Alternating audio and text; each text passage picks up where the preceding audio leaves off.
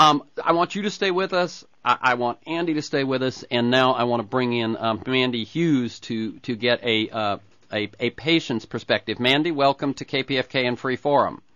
Thank you so much for having me. Okay, now I have seen the film, so I have seen you in misery that made. I mean, as I watched your sort of clenching and your nervous system fighting with you and so on, it was very difficult to watch. So tell us a bit about your experience, and let me lay it out this way.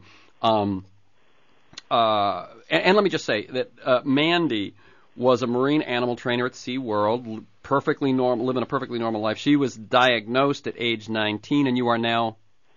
32. 32. And when did you first show symptoms? When I was 19, I first showed the initial, flu-like symptoms. I also had a rash along with the bite, and I was treated with 2 weeks of antibiotics. But here I want to sort of track you as a detective.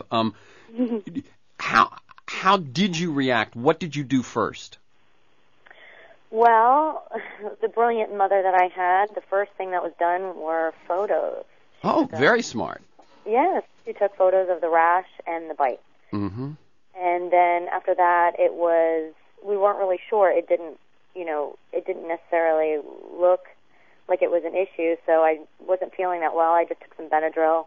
Then I woke up from, the nap that Benadryl can give you sometimes, and I had to go to the emergency room. I had large hives all over my body, and along with the rash, and so I was taken in. They gave me Benadryl there, dismissed me, and then I ended up having to go back via ambulance.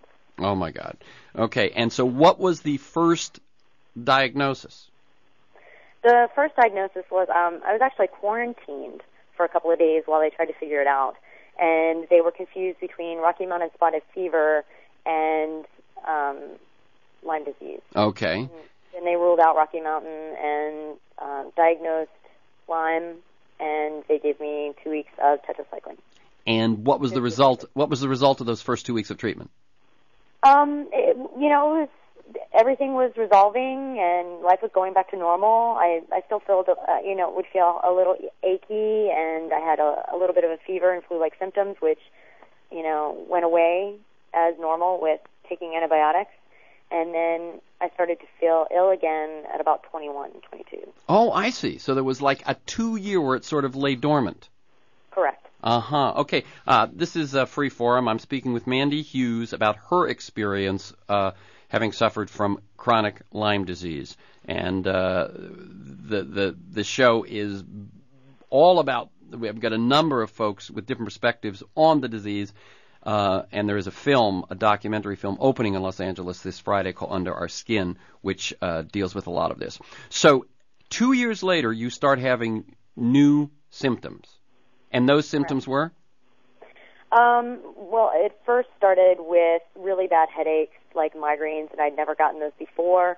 And then there was, mental, like a brain fog. Mm-hmm. There were, aches and pains that were unusual, some joint issues, and some heart palpitations. Right. And so I assume this starts happening. You go to a doctor. Now, there's very little reason for you to assume that it has anything to do with that bug bite you got 2 years ago. What was the medical reaction to this onset of new symptoms? Well, at first they thought it might be a thyroid issue, and so I went to check that out. That was ruled out. Then the symptoms were getting a little bit worse, by 24, 25, and by a little worse it would be, unsteady gait, shaking, twitchiness, slurred speech, Bell's palsy. So at that point, they were investigating multiple sclerosis because that was something that my grandmother had. Mm-hmm. Oh, I see. So they find that. And when and how did you first realize this was chronic Lyme? Well, my aunt actually had chronic Lyme or Lyme disease a long time ago, and it wasn't considered chronic Lyme at that time, and I don't believe that she has any of those issues now. She was treated early and aggressively, but she was sort of looking into that and checking out possibilities that there was a link between my original bite and what was going on with me now. So my mother and my aunt would say, take the photos with you when you would go to the doctor, see if these are related. And then when I would do that, doctors would say, no, Lyme doesn't come back. It doesn't do that. So that's why it took a while. Right. And how long did it take? And as I say, what finally, when, what was it that finally you realized that it was it? Was it a particular doctor who said, no, I know what this is? Or did you seek out a doctor because you were convinced that what it was, et cetera?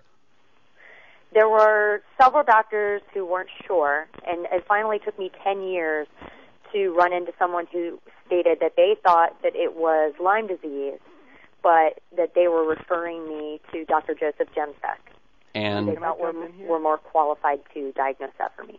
Can I jump in here? Yes, this is Dr. Richard Horowitz. Before you do, since we're right at the halfway point, let's take a brief break to identify the station, and we'll be right back. This is Terry McNally. The show is Freeform. We're talking about Lyme disease, the upcoming documentary Under Our Skin. And if you're at all curious, stick around. We've got a doctor, we've got a patient, we've got a legal expert, and we've got a filmmaker on the line. Today, the show is about Lyme disease. There is a film, Under Our Skin, a documentary on Lyme disease and the controversies and difficulties for folks who end up getting especially chronic Lyme disease. And that documentary opens in Los Angeles Friday the 26th and around the country over the next few weeks. I have with me today the film's director-producer, Andy Abrahams-Wilson. Mandy Yu is one of the patients whose personal story is featured in it.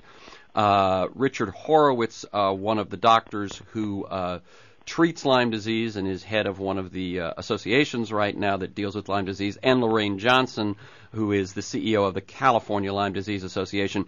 Dr. Horowitz. It was actually Andy Wilson. Actually Andy, yes. Oh, that was Andy. Go ahead, Andy. I just wanted to say that Mandy's story we profile in the film, and we start Mandy's journey in the film basically shortly after she was definitively diagnosed with chronic Lyme disease. So she had been sick for quite a long time, but really was just about to start her treatment, and at the same time she was starting her treatment, she was also getting married. So that's the beginning of her story, and we get to watch what happens to Mandy over the following several years. And what you were asking as far as what led up to the diagnosis was that eventually my illness got to the point where I couldn't walk, I couldn't talk, I was bedridden, and my caregivers were the only ones that could really convey the necessary need for a diagnosis.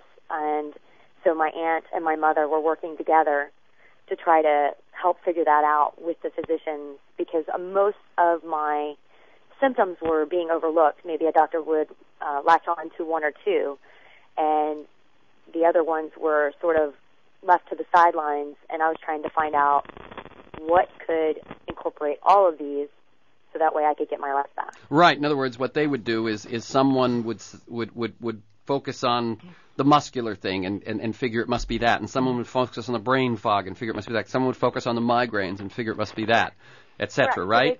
And this is one of the problems we have actually with medicine, which is so specialized. Mm-hmm. People. Right. If you are a hammer, everything looks like a nail. Yes. And so I would say I had suffered from heat intolerance, and they would say, well, that's MS. Or I would have a movement issue, and they would say, well, that's dystonia.